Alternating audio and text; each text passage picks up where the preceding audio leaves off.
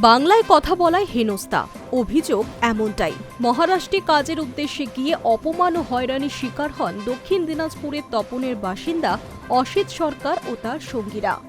বুধবার তাদের বাড়িতে গিয়ে দেখা করেছেন তৃণমূলের সর্বভারতীয় সাধারণ সম্পাদক অভিষেক বন্দ্যোপাধ্যায়।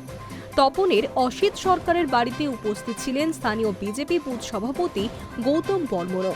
তার অভিযোগ, বিপদের সময় দল পাশে দাঁড়ায়নি। অভিষেকের সামনে সোজা সাপটা অভিযোগ গৌতমের। মহারাষ্ট্রে আটক হওয়ার পরে আমরা ফোন করেছিলাম, কিন্তু বিজেপির কেউ ফোন ধরেনি। সাংসদ সুকান্ত মজুমদারও কোনো রকম সাহায্য করেননি। অসিত ও গৌতমদের দাবি, অবৈধভাবে আটক করে প্রত্যেকের কাছ থেকে মুক্তির শর্তে 1.5 লক্ষ করে টাকা দাবি করা হয়েছিল। সেই সময় স্থানীয় বিজেপি নেতৃত্ব ও সাংসদদের কাছে সাহায্য চেয়েও কোনো লাভ হয়নি। যা শুনে অভিষেক বলেন, বাংলাদেশি তকমা দিয়ে মহারাষ্ট্রের জেলে ঢুকিয়ে দেওয়া হয়েছিল। তাদের পরিবার স্থানীয় সাংসদ সুকান্ত মজুমদারের কাছেও গিয়েছিলেন। মহারাষ্ট্রে বিজেপি কিন্তু সুকান্ত কিচ্ছু করেনি।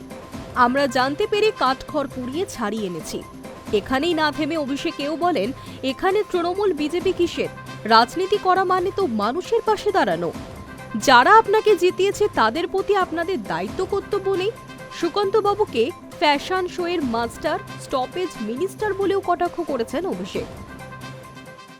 বাংলার প্রায় 30 লক্ষ মানুষের বাড়ির টাকা আটকে রেখে দিয়েছে এই সুকান্ত বাবুদের সরকার। এটা বাংলার উন্নয়ন করবে? আবাস প্লাসের তালিকার টাকা এখনো পর্যন্ত ছাড়েনি। 2018-19 সালে যে তালিকা তৈরি হয়েছিল আবাস প্লাস, তার টাকা এই বিজেপি সরকার আটকে রেখে দিয়েছে। এই যে রাস্তাঘাট হয়েছে, জিজ্ঞেস করুন না কে করেছে।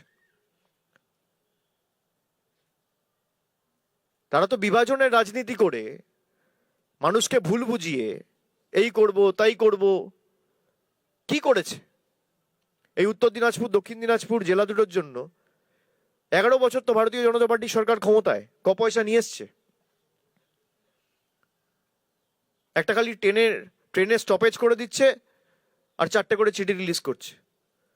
আপনাকে মানুষ নির্বাচিত করেছে ট্রেনের স্টপেজ করার জন্য?